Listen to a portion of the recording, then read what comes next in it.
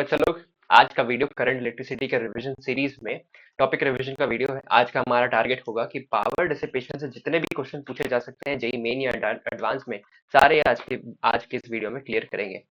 5 advance question और एक concept power dissipation का।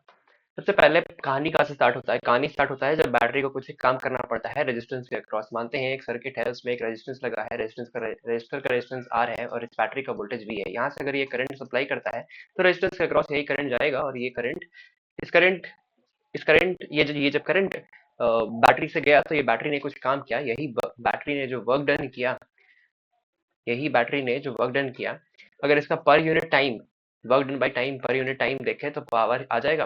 और power is equal to V into I लिखेंगे, जितना पोटेंशियल बैटरी के क्रॉस है और जितना करंट बैटरी को प्रोवाइड करना पड़ रहा है। यहाँ से अगर मैं ओम्स लॉ का भी यूज करूँ, V is equal to I R, और इस इक्वेशन से और इस इक्वेशन से कंबाइन करें तो पावर का दो फॉर्म, इक्वेशन का फॉर्म और ला सकते हैं। वी को आई आर पुट करके आई स्क्वायर आर एक फॉर्म बनेगा, और आई को वी बाई आर पुट करके पावर का एक और इक्वेशन जो बनेगा वो होगा वी स्क्वायर बाई आर। इतनी बातें अगर ठीक है, तो नेक्स्ट जो हमें पावर में समझना है वो है हीट डिसिपेशन का कंसेप्ट, कि हीट कैसे डिसिपेट हो रहा है। जब हम सर्किट में बैटरी को कनेक्ट करते हैं तो बैटरी कुछ एक चार्जेस को ले जाने में काम करता है। जब रेजिस्टेंस के क्रॉस करंट फ्लो करता है तो रेजिस्टेंस के क्रॉस हीट का डिसिपेशन होता है। इसी वजह से हमारे घर में बल्ब जल रहा है, इसी हीट डिसिपेशन की वजह से। तो ये हीट डिसिपेशन कैसे निकाला जाए? Heat dissipation is nothing but the energy that is transferred to the resistor. तो रजिस्टर के अक्रॉस अगर वर्क डन इतना हुआ, पावर इतना है वी स्क्वायर बाई आर या फिर आई स्क्वायर आर, तो एनर्जी जितना रजिस्टर के अक्रॉस होगा ये निकालना आसान है। कितना टाइम में, उतने टाइम कितना टाइम मान लेते हैं टी टाइम में कितना हीट डिसिपेट हुआ होगा, कितना एनर्जी रजिस्टर के पास ट्रांसफर हुआ होगा, वो इसी तरीके से निकालेंगे कि P इंटू टाइम, जितना पावर है उस रजिस्टर के अक्रॉस और जितने टाइम तक करंट सप्लाई करते रहे, जितने टाइम तक बैटरी को कनेक्टेड रखें, उतने टाइम तक जो हीट सप्लाई होगा वो P इंटू टी होगा। तो हीट डिसिपेट हो गया सारा का सारा यही वैल्यू रजिस्टर सर्किट से, जिसका वैल्यू आ जाएगा आई square are into T.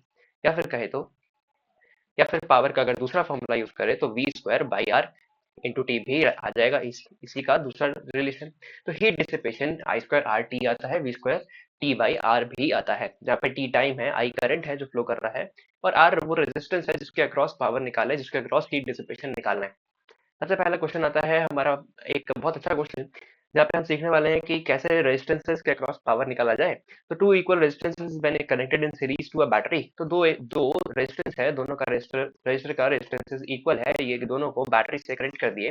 But इस अगर ऐसा ऐसा ऐसा, ऐसा कुछ सेटअप बनाए तो यहाँ से पावर जो मिला इन दोनों रेजिस्टेंस के अक्रॉस, इलेक्ट्रिकल पावर जितना कंज्यूम कर रहा है ये पूरा चीज, ये कर रहा है 60 वॉट। ये पूरा का पूरा चीज जितना इलेक्ट्रिकल पावर कंज्यूम कर रहा होगा, लेट्स सपोज पोटेंशियल जो सर्किट में है वो V है, तो जितना पावर ये टोटल कंज्यूम कर रहा होगा वो होगा वी स्क्वायर बाई आर। यहाँ से मैं आर की जगह आर इक्विवेलेंट लिखूंगा, जो भी दो रेजिस्टेंस से सीरीज में है क्योंकि, तो उनके वजह से जो आर इक्विवेलेंट आएगा वो होगा 2R, और V square by 2R is 60 watt. This is our equation 1। हमें कहता है उसके बाद कि if a new resistor with half the resistance connected in parallel, what is the new power consumption. अब इसी रेजिस्टेंस में, इसी सर्किट में क्या किए कि एक और रेजिस्टेंस कनेक्ट किए, पर इस रेजिस्टेंस का जो रजिस्टर का जो रेजिस्टेंस है वो हमारे इनिशियल रेजिस्टेंस का हाफ है। तो ये हो गया हमारा नया सर्किट। और अब बताना है कि क्या कितना पावर डिसिपेट होगा पूरा सर्किट में। तो अभी भी पावर उसी तरीके से निकालेंगे, वी इंटू आई या फिर वी स्क्वायर बाई आर। ये दोनों ही इक्वेशन वैलिड है, ये वाला मैं यूज करने वाला हूँ। और वी स्क्वायर पोटेंशियल तो अभी भी सेम है, जो बैटरी पहले सर्किट में लगा हुआ था, जो बैटरी अभी लगा हुआ है, दोनों टाइम बैटरी का कंडीशन, बैटरी का जो पोटेंशियल है वो सेम ही है, वी ही है, उसको चेंज नहीं किया। पर जो रेजिस्टेंस है इस बार R equivalent, that is different from the previous R equivalent. अब जो आर इक्विवेलेंट है वो एक्चुअली में क्या है कि आर आर बाई टू, तो ऊपर एक रेजिस्टेंस है ही और उसके नीचे जो एक और रेजिस्टेंस है वो 2R है, और ये दोनों पैरेलल में है। तो अगर ये दोनों पैरेलल में है तो यहाँ से पैरेलल कॉम्बिनेशन लगा के आर इक्विवेलेंट निकालेंगे। जब आर इक्विवेलेंट आएगा 2/r प्लस 1/2R, यहाँ से 2R में एलसीएम ले लूंगा, आर आर यहाँ पे आएगा 4, यहाँ पे आएगा 1, और 2R/5 हो जाएगा हमारा आर इक्विवेलेंट, 2R/5। तो अपने को बोला कि पहले वाले पावर से रिलेट करो और बताओ कि कितना टाइम्स नया पावर का कंजम्पशन पहले वाले पावर के रिलेशन में कितना आएगा, है कि नहीं। तो पहले हमारा जो इक्वेशन आया था, जो इक्वेशन वन था, वो आया था क्या, वो याद है कि नहीं, पावर का इक्वेशन आया था वी स्क्वायर बाई आर करके। और अब जब पावर का इक्वेशन वी, जब पावर को वी स्क्वायर बाई आर किए थे और पावर जब 60 था, तो वी स्क्वायर बाई और आर इक्विवेलेंट 2r था, तो यही था पहला क्वेश्चन।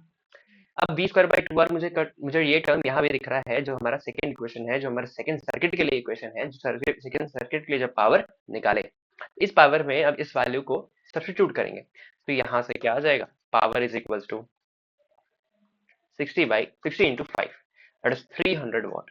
अगर 300 वॉट इसका आंसर हम निकाले, है ना, तो बिल्कुल सही। ऐसे करना था ऐसा सवाल, यहाँ पे आर रेजिस्टेंस पावर निकालने, पावर सर्किट में अगर रेजिस्टेंसेस चेंज हुए तो उसमें एक नया पावर कंजम्पशन निकालने के लिए नया आर इक्विवेलेंट निकालना पड़ेगा।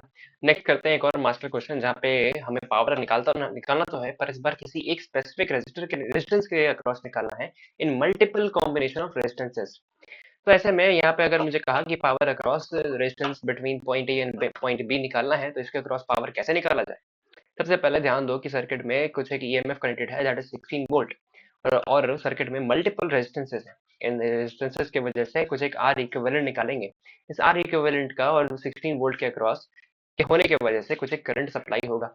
इस करंट के होने के सप्लाई होने के बाद जो पोटेंशियल इस पॉइंट पे होगा वो मान लेते हैं वी ए है, और पोटेंशियल जो इस पॉइंट पे होगा वो मान लेते हैं वी बी है। ए और बी ही वो पॉइंट है जिसके बीच में जो रेजिस्टर है उसके अक्रॉस पावर अपने को निकालने इस क्वेश्चन में बोला है। तो अगर यहाँ पे मुझे वी ए और वी बी पता चल जाता है, तो मैं रेजिस्टर के अक्रॉस जितना पावर है, जितना पोटेंशियल है, ये कैसे निकालूंगा, ये करूंगा डेल्टा वी। तो रेजिस्टर के अक्रॉस जितना भी पोटेंशियल होगा उसको लिखेंगे वी बी माइनस वी ए।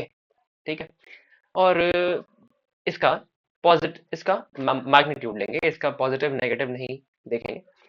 और साथ साथ में जब पावर का इक्वेशन हमें पता है कि वी स्क्वायर बाई आर होता है और रेजिस्टर के अक्रॉस निकालना है, जिसके अक्रॉस पोटेंशियल डिफरेंस ये है, तो यहाँ पे ये जो वैल्यू आएगा उसी को यहाँ पे पुट करेंगे, और रेजिस्टेंस जिसके अक्रॉस पावर निकालना है उस रेजिस्टेंस का वैल्यू यहाँ पुट करेंगे, तो उस रेजिस्टेंस के across specifically in that circuit उस रेजिस्टेंस के अक्रॉस कितना पावर होगा ये निकल जाएगा।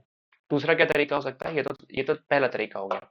दूसरा तरीका हो सकता है कि इस पूरे सर्किट में, यहाँ पे अगर मैं वापस से उस सर्किट को रीड्रॉ करूं, ऊपर 4 नीचे 4, है ना, और यहाँ पे 6। दूसरा क्या तरीका हो सकता है कि करंट वाला इक्वेशन यूज किया जाए। करंट वाला पावर का इक्वेशन कैसे है, क्या है रिलेशन, जब करंट मान लेते हैं किसी रेजिस्टर के अक्रॉस, जिसका रेजिस्टेंस आर है, उसके अक्रॉस अगर करंट आई फ्लो कर रहा है, तो पावर उस रेजिस्टेंस के अक्रॉस जो निकालते हैं वो होता है आई स्क्वायर इंटू आर। मान लेते हैं कि हम यहाँ से वोल्टेज का यूज किए, सबका आर इक्विवेलेंट निकाले, और और फिर करंट निकाल लिए। मान लेते हैं ये करंट आई है, और ये करंट जब आई निकाले, तो यही करंट होगा जो इस रेजिस्टेंस से, इस रेजिस्टेंस से, इस रेजिस्टेंस से और इस रेजिस्टेंस से भी पास कर रहा होगा, क्योंकि ये वाला पार्ट, ये वाला पार्ट, ये वाला पार्ट, ये वाला पार्ट, चारों चारों सीरीज में। ऐसे में टू, जो सेकंड रेजिस्टेंस है उससे कितना करंट पास कर रहा है ये निकाल निकाल सकते हैं। और ये करंट ही निकाल करके जब मैं आई स्क्वायर इंटू आर करूं, और आर ये रेजिस्टर है जिसके अक्रॉस पावर निकालना है, तो पावर का वैल्यू आता है। या तो ये तरीका भी वैलिड है, या तो ये तरीका भी वैलिड है। मैं दोनों का तरीका करके दिखाऊंगा, क्योंकि कभी कभी करंट तो निकालना आसान होता है, पर उसी के टाइम पोटेंशियल कभी कभी निकालना मुश्किल होता है, तो हमें दोनों तरीका आना चाहिए। पोटेंशियल निकालेंगे, इस पॉइंट को पॉइंट ए बोलेंगे, इस पॉइंट को पॉइंट बी बोलेंगे, और पहले तो डिसाइड करेंगे कि भाई पूरे सर्किट में करंट कितना पास हो रहा है। अगर यहाँ पे पोटेंशियल है 16 वोल्ट, है ना, और यहाँ पोटेंशियल है 16 वोल्ट, यहाँ पे है 4 ओम, 4 ओम, यहाँ पे है 2 ओम, यहाँ पे 1 है, यहाँ पे 6, और यहाँ पे वापस से 12, और यहाँ पे 1। ऐसे में टोटल सर्किट में कितना करंट पास किया ये निकालना आसान है। कैसे कैसे कि आर इक्विवेलेंट सबसे पहले निकाला जाए, और पोटेंशियल जो दिया हुआ है 16 वोल्ट है, आर इक्विवेलेंट कुछ एक वैल्यू आएगा, तो आई निकालने के लिए वी बाई आर इक्विवेलेंट करेंगे। आर इक्विवेलेंट निकालने के लिए ध्यान दो कि ये दोनों रेजिस्टर, ये और ये पैरेलल में है, उसके साथ ये वाला सीरीज में है, और ये दोनों वापस से पैरेलल में है, और फिर सारे के सारे सीरीज में। तो रिजॉल्व करते हैं इन सारे सर्किट को। 4 और 4 जब पैरेलल में हो तो उसके वजह से जो आर इक्विवेलेंट आएगा वो 2 आएगा। बाहर में जो एक और रेजिस्टर है ये 1 है, और 6 और 12 का अगर आर इक्विवेलेंट निकालें जब वो पैरेलल में हो तो वो 3 आता है, 12/3 4 आता है। कितना आता है? 4 आता है। साथ में उसके बाद में एक और रेजिस्टर है जिसके आगे 1 ओम का है। अब यहाँ से एक बैटरी कनेक्ट कर दिया, ये हो गया हमारा फाइनल फाइनल कंडीशन। यहाँ से जब मैं आर इक्विवेलेंट निकालूं तो 2 + 1 3, 3 + 4 7, 7 + 1 8, और यहाँ से जब करंट निकाले तो 16/8, that is 2 ampere is the current in the circuit. अगर इतनी बातें हमें समझ में आई तो करंट हम निकाल लिए। और ये हमारा जो रजिस्टर है, जो हमारा जिस रजिस्टर के अक्रॉस हमने को पावर निकालना है ना, जो हमारा जिससे हमको कंसर्न है, उस रेजिस्टेंस के अक्रॉस भी इतना ही करंट जा रहा होगा। तो पावर यहाँ से एक बार निकाल लेता हूँ, that is 2 into I square into R, 2 square into 1। Resistor का रेजिस्टेंस कितना है? 1 है। तो यहाँ से पावर आ गया 4 वॉट। एक और तरीका है, मैंने जैसे बताया कि पोटेंशियल डिफरेंस से निकाला जाए। मानते हैं कि ये इस रेजिस्टेंस के अक्रॉस पावर निकालना है, इस रेजिस्टेंस के अक्रॉस ये वाला पॉइंट ए है, ये वाला पॉइंट बी है। अगर मुझे पता करना है कि V A minus V B कितना है तो कैसे पता करूंगा? वोल्टेज का ड्रॉप होगा यहाँ पे, और यहाँ पे उससे भी ज्यादा एक ड्रॉप होगा। कैसे? कैसे कि 16 वोल्ट से यहाँ से बैटरी से करंट निकला I, that is nothing but 2 ampere. यही करंट यहाँ पे इस रेजिस्टर के अक्रॉस जा रहा है। तो इस रेजिस्टर के अक्रॉस पॉइंट, ये जो पॉइंट ए है, जो रेजिस्टर के लेफ्ट साइड में पॉइंट ए है, इस पे जो पोटेंशियल होगा मान लेते हैं वी ए। अब यहाँ से 16 वोल्ट बैटरी से जब करंट निकला और ए तक पहुंचा तो डेफिनेटली एक पोटेंशियल का ड्रॉप आया होगा। कितना ड्रॉप आया होगा ये निकालने का क्या तरीका है कि 16 minus I, that is the current flowing in the circuit, और ए के पहले जो रेजिस्टर है वो 2 है, अगर तो इतना ही ड्रॉप आया होगा ए के अक्रॉस। तो यहाँ से वी ए निकाल लिया 12। वीबी भी निकाल सकते हैं। वीबी वीबी ये बैटरी से करंट निकल के वीबी तक कब पहुंचा होगा? जब वो 2 ओम रजिस्टर भी पार किया होगा, जब वो 1 ओम रजिस्टर भी पार किया होगा। मानते हैं ये पॉइंट ओ है, तो ओ से बी करंट का डायरेक्शन है, तो ओ एक हायर पोटेंशियल है, बी एक लोअर पोटेंशियल है। तो डेफिनेटली यहाँ पे वोल्टेज का ड्रॉप हुआ है। तो ओ पे जो वोल्टेज है वो 16 है कि नहीं? माइनस जितना करंट फ्लो किया वो आई है, और बी के पहले और बैटरी के बीच में, या फिर ये 16 वोल्ट और बी के बीच में जितना रेजिस्टेंस है वो 3 है। तो आई इंटू 3, और आई की जगह लिखूंगा 2, that 2 is the current that is flowing through these resistors. तो यहाँ से मेरे पास आ गया 2 3 6 10, है कि नहीं? तो वी ए 12 आ गया, वी बी 10 आ गया। अब यहाँ से क्या डेल्टा वी नहीं निकाला जा सकता? क्या इस रेजिस्टेंस के अक्रॉस अगर जो पोटेंशियल है corresponding to A, that is VA, corresponding to B, that is VB, तो क्या है ऐसे डेल्टा V नहीं निकाला जा सकता? बिल्कुल निकाला जा सकता है, VB माइनस VA, इसका मॉड। पावर में मॉड कर रहे हैं क्योंकि ऐसे भी हमें V स्क्वायर तो करना ही है। तो यहाँ से 12 माइनस 2 या 10 माइनस 12, दैट इज 2। 2 आ गया चेंज इन पोटेंशियल। अब ध्यान दो, मुझे जब पावर निकालना है तो मैं क्या करता हूँ?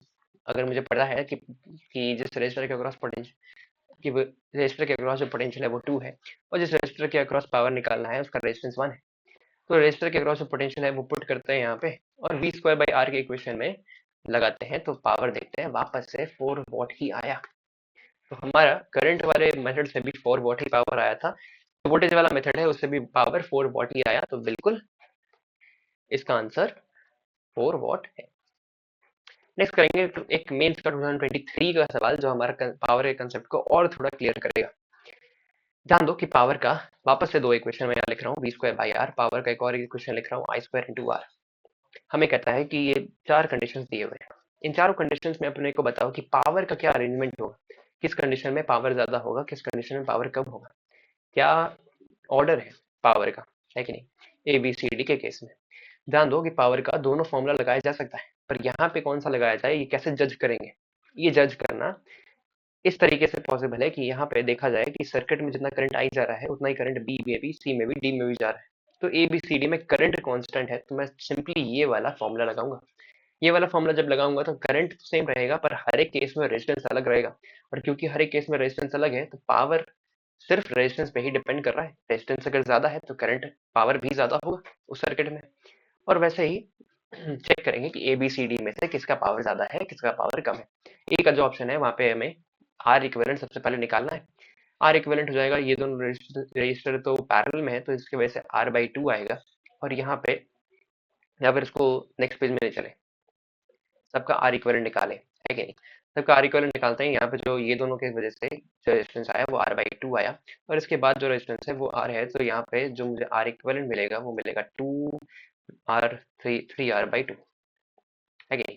यहाँ से आर इक्विवेलेंट फिर से निकालेंगे, यहाँ पे दो सीरीज में है तो ये 2R हो गया, और उसके साथ एक पैरेलल में है, तो यहाँ से मुझे जो आर इक्विवेलेंट मिलेगा वो मिलेगा 1/2R plus 1/R, that is nothing but 1/2R plus 1/R, that is equals to 2R into 1 plus 2, 2R/3 है कि नहीं। यहाँ से भी आर इक्विवेलेंट निकाले, और क्योंकि आर आर आर तीनों ही पैरेलल में है तो यहाँ से आर इक्विवेलेंट R/3 आ गया, और यहाँ से आर इक्विवेलेंट निकाले तो आर आर आर क्योंकि तीनों ही सीरीज में है तो आर इक्विवेलेंट 3R आया। अब डिसाइड कर लो कि ए बी सी डी में किस में रेजिस्टेंस ज्यादा है। जब पावर का इक्वेशन लिखेंगे I² इंटू आर इक्विवेलेंट, और जब करंट सब में सेम है तो आर इक्विवेलेंट अगर ज्यादा है तो पावर भी ज्यादा है। तो अगर हमारा सीरीज वाला जो कंडीशन है जो पीडी है उसमें जो पावर है वो सबसे ज्यादा है, तो रेजिस्टेंस सबसे ज्यादा है तो पावर भी उसी में सबसे ज्यादा है। सेकंड जिसमें सबसे ज्यादा पावर है वो है 3R/2, तो 3R/2 पहला केस था पी ए, और दूसरा है और थर्ड है ये 2R/3 P C, P B, है ना, और लास्ट है पी सी। तो इस ऑप्शन इस अरेंजमेंट में कोई ऑप्शन है तो वो बिल्कुल सही है, P D P A P B P C, P D P A P B P C, option B is absolutely correct. तो यहाँ तक अगर सारी बातें ठीक है तो मेंस का एक क्वेश्चन करते हैं जो 2021 में पूछा गया था।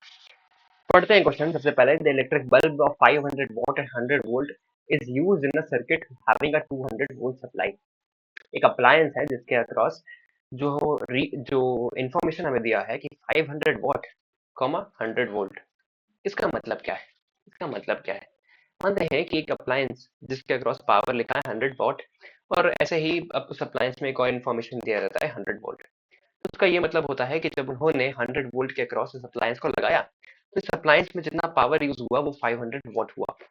यहाँ से यहाँ से बेसिकली अपन क्या करते हैं कि पावर क्योंकि 500 वॉट यूज हुआ अप्लायंस की वजह से, जब वोल्टेज कितना था 100 वोल्ट, तो यहाँ से बेसिकली अपन उस अप्लायंस का रेजिस्टेंस निकाल लेते हैं, रेजिस्टेंस निकाल लेते हैं ये बात पुट करके, ठीक है। हमें कहता है कि इस रेजिस्टेंस का जो अप्लायंस है वो 200 वोल्ट सप्लाई के अक्रॉस रखा गया। अगर ऐसा हुआ तो उसके बाद की कहानी क्या है, कैलकुलेट द रेजिस्टेंस आर। एक नया रेजिस्टेंस आर है to be connected in series. अब ये जो रेजिस्टेंस है इसको सीरीज में लगाना है बल्ब के साथ, है ना, ये हमारा बल्ब था, so that the power delivered by the bulb is 500 what. ठीक है, सबसे पहले समझते हैं कि क्या कह रहा है। यहाँ पे जो वोल्टेज का सप्लाई हो रहा है वो 200 वोल्ट का हो रहा है। यहाँ पे जो रेजिस्टेंस ये जो है ये बल्ब है। बल्ब का हमें जो इन्फॉर्मेशन दिया हुआ है वो है कि उसके क्रॉस जो पावर है वो 500 वोल्ट है, और जो उसके क्रॉस वोल्टेज है वो 100 वोल्ट का है। ऐसे करके हम उस जो बल्ब का रेजिस्टेंस होगा, किसका रेजिस्टेंस, बल्ब का, ये पता कर लिए। अगर ये मुझे पता चल गया तो मैं यहाँ पे कह सकता हूँ कि बल्ब का जो रेजिस्टेंस है वो है 100 दिस बाय दिस, जो कि आएगा 20। इतनी बातें ठीक है। 20 ओम बल्ब का रेजिस्टेंस है। हमें कहता है कि एक और रेजिस्टेंस लगाया जाएगा, ठीक है। और अब बताओ कि जब ये रेजिस्टेंस नया लगाए तो पावर जो बल्ब के अक्रॉस है वो 500 वॉट हो, ऐसा कौन सा रेजिस्टेंस का वैल्यू होगा। तो बड़ा आसान क्वेश्चन है। यहाँ से अगर करंट आई निकला, है ना, तो इस टोटल सर्किट में करंट कितना जाएगा, टोटल सर्किट में करंट जाएगा I is equal to V by R equivalent, जैसे पहले किए थे। और V की जगह 200 वोल्ट लिखूंगा, आर इक्विवेलेंट की जगह इन दोनों रेजिस्टेंसेस की वजह से आर इक्विवेलेंट लिखूंगा।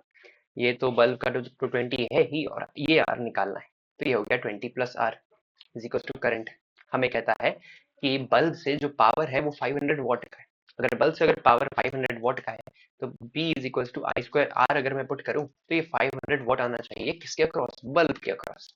तो बल्ब का रेजिस्टेंस तो हमें पता ही है 20, और टोटल करंट जो बल्ब के क्रॉस पास कर रहा है वो दिस, वो भी हम निकाल लिए। क्योंकि रेजिस्टेंस जो सीरीज में लगाए बल्ब के, क्योंकि वो सीरीज में है तो रेजिस्टेंस से और बल्ब से दोनों से इतना ही करंट पास कर रहा होगा, 200/20 प्लस आर का whole square into 20 is equal to 500। अब यहाँ से बहुत सिंपली आर का वैल्यू कैलकुलेट कर लेंगे नेक्स्ट पेज में। तो यहाँ से आर का वैल्यू कैसे कैलकुलेट किया जाए, 500 इंटू 200 बाई 20 प्लस आर का होल स्क्वायर। यहाँ से मैं 20 प्लस आर को लेफ्ट साइड में ले जाऊंगा और बाकी सारे टर्म को राइट साइड में ले जा करके सॉल्व करूंगा। 20 सही है यहाँ तक, बिल्कुल सही। यहाँ से 5 0 से 0 काटेंगे, 0 से 0 और 5 से 4, 4 टू ज़ा 8, 8 टू ज़ा 16, 1600 इज 20 प्लस आर। आर का वैल्यू चाहिए, आर ही वो रेजिस्टेंस है जो सीरीज में लगाए बल्ब के अक्रॉस। तो बल्ब में जो पावर था वो कितना यूज हुआ, 500 वॉट का पावर बल्ब के अक्रॉस यूज हुआ। ये हो गया 40, ये हो गया 20 प्लस आर। तो आर का वैल्यू 20 ओम ही आएगा। तो बल्ब के अक्रॉस कितना रेजिस्टेंस लगाया जाए, 20 ओम ही रेजिस्टेंस है जो लगाना पड़ेगा ताकि बल्ब के अक्रॉस जो पावर का डिसिपेशन हो 500 वॉट हो, अगर टोटल सर्किट को 200 वोल्ट सब पोटेंशियल सप्लाई के अक्रॉस लगाया जाए तो। एक और क्वेश्चन करते हैं और बहुत एक अच्छा कंसेप्ट समझते हैं कि जब मैक्सिमम पावर निकालने बोला जाए सर्किट में किसी रेजिस्टेंस के अक्रॉस तो कैसे निकाला जाए। सबसे पहले क्वेश्चन पढ़ेंगे, इन the circuit shown the resistance R1 R2 are known as well as EMFs E1 and E2 are known. The internal resistance of the source are negligible. At what value of the resistance R will the thermal power generated in it will be the highest. सबसे पहले मुझे तो पता करना पड़ेगा कि इस resistance के अक्रॉस थर्मल पावर जनरेट कितना हो रहा है, कितना पावर जनरेट हो रहा है। तो वापस से एक सर्किट बनाते हैं। अब इस रेजिस्टेंस के अक्रॉस मुझे अगर निकालना है थर्मल पावर तो कैसे निकालूंगा, सबसे पहले तो करंट निकालूंगा इस सर्किट में। मान लेते हैं E1 पोटेंशियल है जो बैटरी, उससे करंट फ्लो किया कुछ आई, और ये जो आई होगा that is nothing but E1 by total circuit में जितना रेजिस्टेंस है वो तो सारे सीरीज में, तो ऐसे ऐड कर दिए और करंट का वैल्यू निकाले। अगर मुझे पता करना है कि पावर इस रेजिस्टेंस के अक्रॉस कितना है तो सिंपली मैं क्या करूंगा, P is equal to I square into R करूंगा, है कि नहीं। नेक्स्ट आई स्क्वायर की जगह लिखूंगा E1 by R1 plus R का होल स्क्वायर इंटू आर। हमें क्वेश्चन में बोला कि भाई ये बताओ कि कब पावर जनरेटेड जो होगा वो मैक्सिमम कब होगा। तो मैक्सिमम निकालने के लिए मुझे एक बात बहुत ध्यान से समझना पड़ेगा कि पावर या फिर कोई भी फंक्शन कब मैक्सिमम होता है, कैसे निकाला जाए। हमें कहा कि जब भी ये मैक्सिमम है, ये जो भी पावर है, जो भी रेज जो कैपिटल आर के अक्रॉस है, जब जब उसके अक्रॉस वोल्टेज V1 है और सीरीज में R1 रेजिस्टेंस है, तो पावर ये आया। इस पावर का मैक्सिमम वैल्यू कौन सा रेजिस्टेंस के लिए मिलेगा, और वो निकालने के लिए मुझे इस पावर का रेजिस्टेंस के रिस्पेक्ट में डिफरेंशिएट करना पड़ेगा। मुझे डीपी बाई डी आर निकाल करके इसको इक्वेट करना पड़ेगा जीरो से, और इस टाइम जो भी रेजिस्टेंस का वैल्यू आएगा वही वही वो रेजिस्टेंस है जब पावर मैक्सिमम होने वाला है। तो पावर का मैक्सिमम वैल्यू निकालने के लिए डीपी बाई डी आर करेंगे, that is d of E1 R1 plus R का whole square into R by D R. इस पूरे का डिफरेंशिएशन करेंगे और इक्वेट करेंगे जीरो से। ऐसे में जो भी रेजिस्टेंस का वैल्यू आएगा वही वो रेजिस्टेंस है जब जब जब पावर मैक्सिमम होगा उसके अक्रॉस। ऐसे ही करते हैं। और और और डिफरेंशिएशन कैसे करेंगे, E1 स्क्वायर लिखूंगा यहाँ, R by R1 plus R का होल स्क्वायर, एक सेकेंड, इसका square is equal to zero. ठीक है, E1 स्क्वायर तो लेफ्ट साइड में जा करके कैंसिल आउट हो जाएगा, नीचे यहाँ पे आएगा R1 स्क्वायर प्लस, एक सेकेंड, इसको क्यों ही खोलना है अभी ब्रैकेट में, ब्रैकेट से नहीं खोलेंगे। अगर मुझे इस पूरे का डिफरेंशिएशन करना है ना, पूरे का डिफरेंशिएशन करना है तो डिफरेंशिएशन का सिंबल मैं ये डैश से दे सकता हूँ। अब ये नेक्स्ट स्टेप में जब आए तो यहाँ पे एक डैश देना चाहिए था हमें, पर यहाँ पे भी डैश दिए। इससे समझ में आ रहा है कि ये डिफरेंशिएट होने वाला है। E1 क्योंकि कांस्टेंट था तो E1 को जब मैंने राइट साइड ले गए तो वो कैंसिल आउट हो गया। अब जब मुझे रेजिस्टेंस का वैल्यू चाहिए तो मुझे यहाँ डिफरेंशिएट करना पड़ेगा। ध्यान दो कि एक u बाई वी का फॉर्म है, एक ऐसा फॉर्म है, ये u बाई वी का फॉर्म है, जहाँ पे u बाई वी का फॉर्म हो डिफरेंशिएशन करते टाइम तो क्या करते हैं, u dash V minus V dash U करते हैं बाई वी स्क्वायर करते हैं। वैसा ही यहाँ भी करेंगे और देखेंगे कि रेजिस्टेंस का क्या वैल्यू आता है कि नहीं। तो नेक्स्ट पेज में चला जाए और सॉल्व किया जाए इसको। ना। सबसे पहले तो मैं इसको डिफरेंशिएट करना चाहता हूँ, तो ये u है हमारा और ये v है हमारा।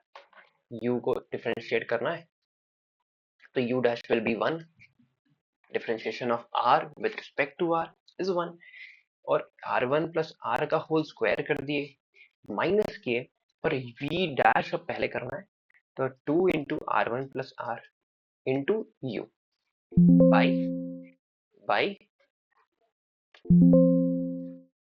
आर वन प्लस आर का होल स्क्वायर जो भी v है उसका स्क्वायर करना है कि नहीं। और यही वैल्यू जीरो से जब इक्वेट करें तो रेजिस्टेंस क्या आता है ये बात पता करना है।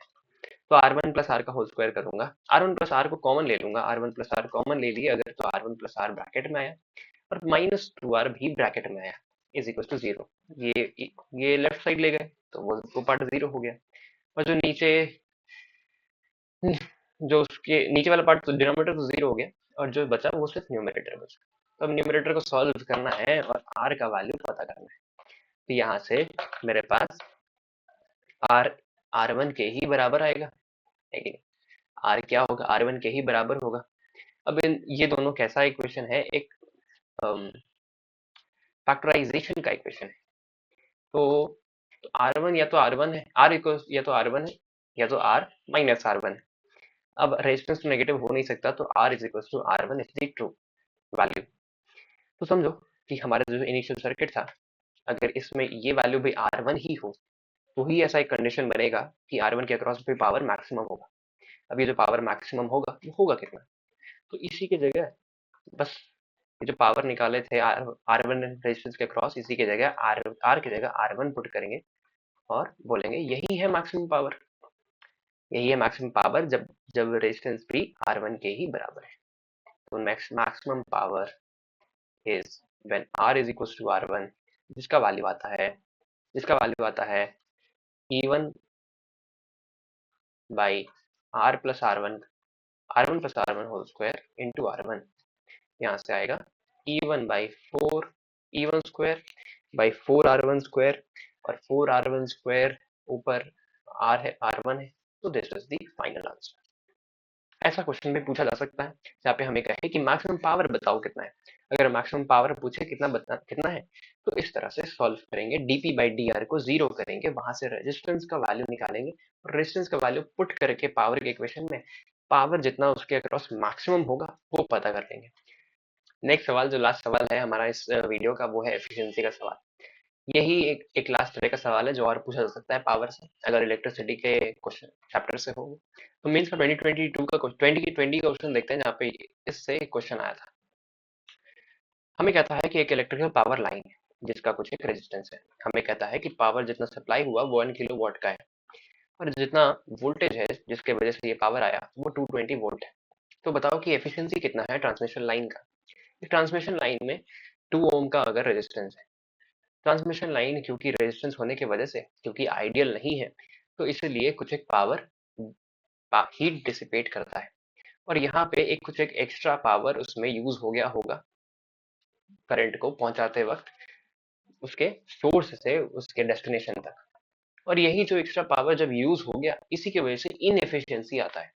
इसी की वजह से सोर्स से एक्स्ट्रा पावर सप्लाई करना पड़ता है ताकि अप्लायंस के पास तो मिनिमम पावर 1000 वॉट तो पहुंचे ही, पर ट्रांसमिशन लाइन में जितना वेस्ट हो गया वो भी कंपनसेट हो जाए।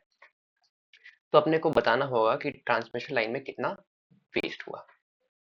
सबसे पहले अगर पावर 1 किलो वॉट है, अगर वोल्टेज 220 वोल्ट है, तो करंट जितना सप्लाई होगा वो होगा P is equal to V into I, और करंट जितना सप्लाई होगा वो होगा P बाई वी। यहाँ से आएगा मेरे पास 1000 बाई 220। अगर करंट इतना सप्लाई हो रहा है ट्रांसमिशन लाइन से और लाइन का रेजिस्टेंस 2 ओम है, तो कितना पावर वेस्ट हो गया होगा ट्रांसमिशन लाइन की वजह से।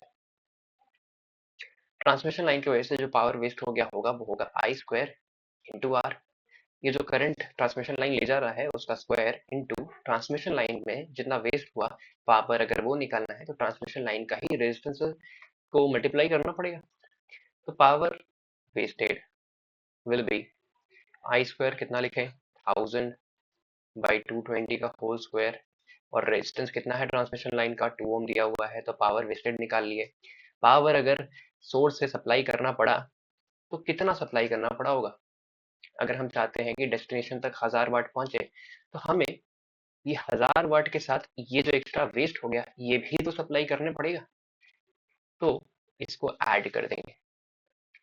ठीक है, इतना आउटपुट उसको देना पड़ेगा ताकि इनपुट कितना मिले हमारे अप्लायंस को, 1000 वाट का इनपुट मिले। और इसी में एफिशिएंसी का इनएफिशिएंसी का की बातें आ गई। और यहाँ से P in by P out into 100 करेंगे, पी आउट का वैल्यू ये लिखेंगे, पी इन का वैल्यू ये लिखेंगे, इंटू 100 करेंगे तो देखेंगे कि 96% आंसर आता है। ऐसे करना था ये सवाल।